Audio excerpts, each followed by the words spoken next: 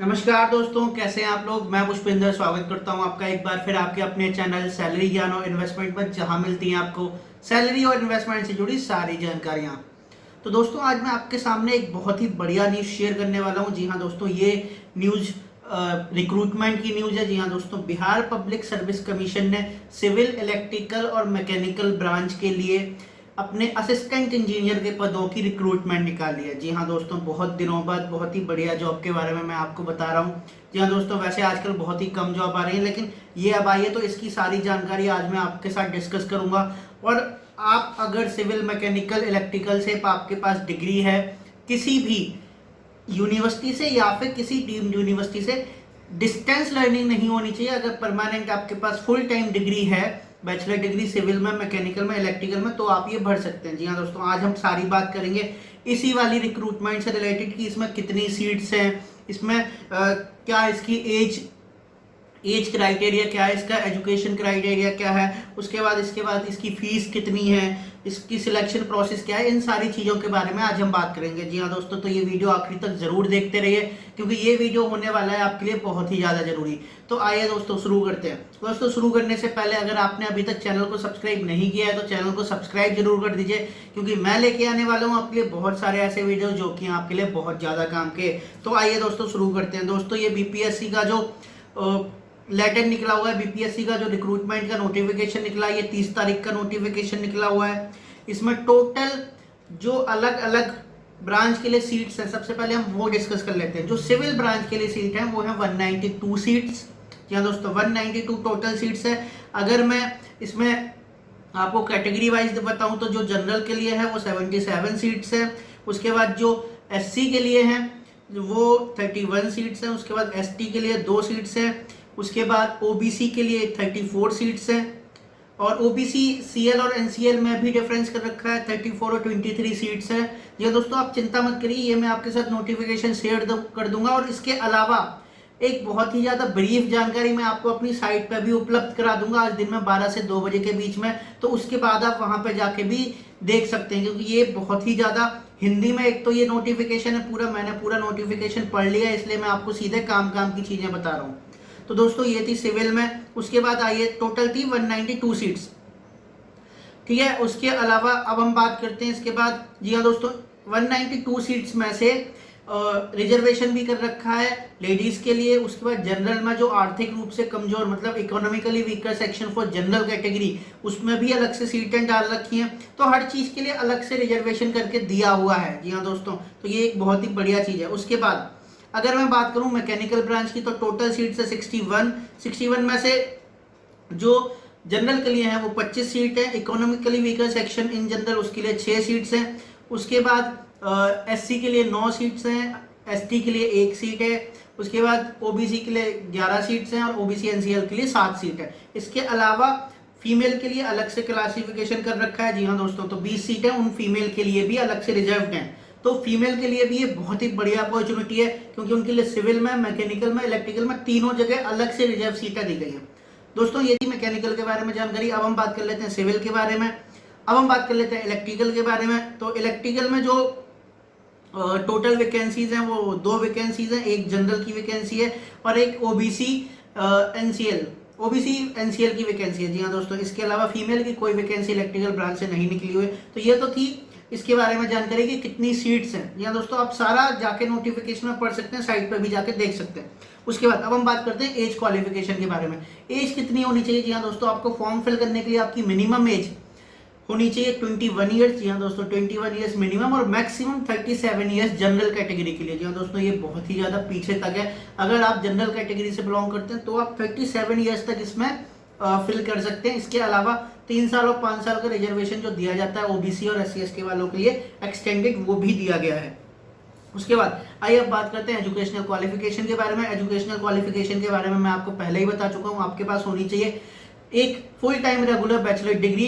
यहाँ दोस्तों, सिविल में, मैकेनिकल में या इलेक्ट्रिकल में, जिसका भी आप फॉर्म भरना चाहते हैं। डिस्टेंस लर्निंग नहीं होना चाहिए। आई रिपीट, डिस्टेंस लर्निंग वाली बीटेक डिग्री इसमें काम नहीं आएगी, ठीक है दोस्तों।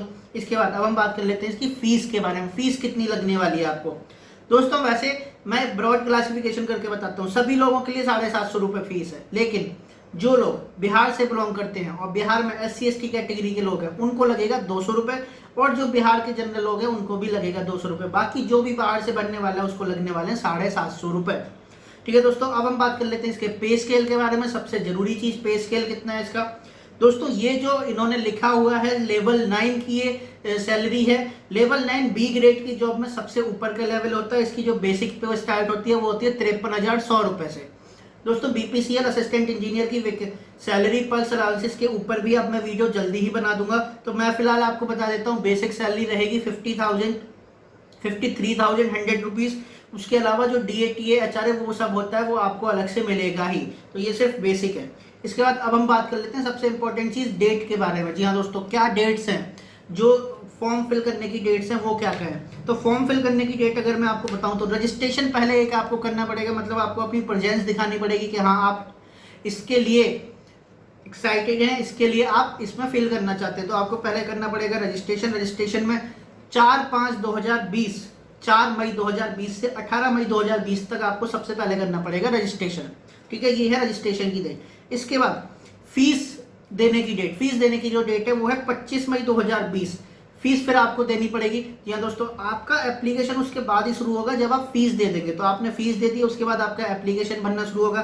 तो ऑनलाइन आवेदन की जो आखिरी तारीख है वो है 2 तारीख जून महीना 2020, 2/6/2020 ये लास्ट डेट है ऑनलाइन आवेदन करने की। इसके अलावा अगर आप हार्ड कॉपी सबमिट करना चाहते हैं, आप ऑनलाइन नहीं देना चाहते हैं, तो हार्ड कॉपी BPSC के ऑफिस में पहुंचने की लास्ट डेट है 10 जून 2020 तक आपकी जो कॉपी है वो पहुंचनी चाहिए BPSC के ऑफिस में। ठीक है दोस्तों, ये थी डेट्स के बारे में जानकारी। अब हम बात कर लेते हैं सिलेक्शन प्रोसेस के बारे में। ये भी बहुत ज़्यादा जरूरी चीज़ है आपको जानने के लिए। तो सिलेक्शन प्रोसेस क्या कहती है। सिलेक्शन प्रोसेस सबसे पहले कहती है कि आपके होंगे 6 पेपर टोटल। 6 में से 4 होंगे जनरल और 2 होंगे अलग जो फुली टेक्निकल होंगे। अब 4 जो जनरल है उनमें क्या क्या पेपर होंगे। Number 1 general English, general Hindi, general knowledge मतलब GK, और एक टेक्निकल पेपर होगा। ठीक है, नॉर्मल टेक्निकल। ये 4 में से जो इंग्लिश और हिंदी का पेपर है वो सिर्फ क्वालिफिकेशन मतलब क्वालिफाई इन नेचर है। वो इंग्लिश और हिंदी का पेपर सिर्फ क्वालिफाइंग इन नेचर है। आपको 100 में से 30 मार्क्स लाने पड़ेंगे। यहाँ दोस्तों जनरल कैटेगरी के लिए तो 30 मार्क्स आपको चाहिए ही है। उसके बाद ही आपके और पेपर चेक होंगे। उसके बाद सारे पेपर ये जो मैंने 4 बताए हैं इंग्लिश, हिंदी, GK और टेक्निकल, ये होंगे 100 मार्क्स के। सभी पेपर 100 मार्क्स के, सभी ऑब्जेक्टिव पेपर हैं। जी हाँ दोस्तों, कोई भी सब्जेक्टिव नहीं है। ये सबसे बढ़िया बात मुझे BPSC AE के इस रिक्रूटमेंट में लगी है कि यहाँ पर कोई भी सब्जेक्टिव पेपर नहीं है, सारे पेपर ऑब्जेक्टिव है। तो ये 4 पेपर हो गए पहले पार्ट में। उसके बाद दूसरे जो 2 पेपर होंगे उसमें आपके ब्रांच से रिलेटेड 2 पेपर होंगे, पेपर 1 पेपर 2। तो उसमें भी आपको ब्रांच से रिलेटेड सिविल हो चाहे मैकेनिकल हो चाहे इलेक्ट्रिकल हो, उससे 100 क्वेश्चन पूछे जाएंगे। ठीक है दोस्तों, तो 100 क्वेश्चन के लिए सभी का जो टाइम है, पूरे 6 पेपर के लिए जो टाइम है वो हर एक का अलग अलग 1-1 घंटे है। 1 घंटे मतलब 7 मिनट 100 क्वेश्चन, 60 मिनट 100 क्वेश्चन, ये आपका रहेगा टाइम। आपको उतने में ही सब करना है। शुरू के 2 क्वालिफाइंग है, उसके बाद सामान्य अध्ययन मतलब GK और जनरल इंजीनियरिंग सामान्य अभियंत्रण विज्ञान, जनरल इंजीनियरिंग का भी 100 मार्क्स का पेपर होगा। उसमें भी आपको सिर्फ ऊपर वाले 2 क्वालिफाइंग है, उसके अलावा बाकी सब में आपको मार्क्स लाने पड़ेंगे जो कि आपके मार्क्स ऐड होंगे। ठीक है दोस्तों, तो ये थी सिलेक्शन प्रोसेस के बारे में जानकारी। मेरे हिसाब से आपको ये सारी जानकारी समझ आ गई होगी। तो दोस्तों इसके अलावा जो भी इंपॉर्टेंट जानकारी है मैं साथ में डिस्क्रिप्शन में आपको इसका लिंक भी दे रहा हूँ, जहाँ पे कि इसका नोटिफिकेशन निकला हुआ है, तो आप वहां से भी जाके देख सकते हैं। ऑल्दो मैंने सारी इंपॉर्टेंट चीज़ें आपको बता दी हैं, आपको कोई ज़रूरत नहीं पड़ेगी उसको देखने की। इसके अलावा मैंने आपको बताया है कि मैं 12 से 2 बजे के बीच में अपनी साइट पे भी डाल दूंगा। डेली जॉब नोटिफिकेशन के टैब में आपको मिल जाएगा BPSC AE का रिक्रूटमेंट। तो दोस्तों ये थी मेरी तरफ से सारी जानकारी। अगर आपको कुछ भी समझ नहीं आया इस जानकारी में तो आप मेरे से कमेंट करके पूछ सकते हैं, चाहे यहाँ पे, चाहे साइट पे, चाहे इंस्टाग्राम पे फॉलो करके। तो दोस्तों आज के लिए इतना ही, आगे फिर मिलेंगे एक नए वीडियो में एक नई नॉलेज के साथ। तब तक के लिए बी हैप्पी, बी मोटिवेटेड, नमस्ते।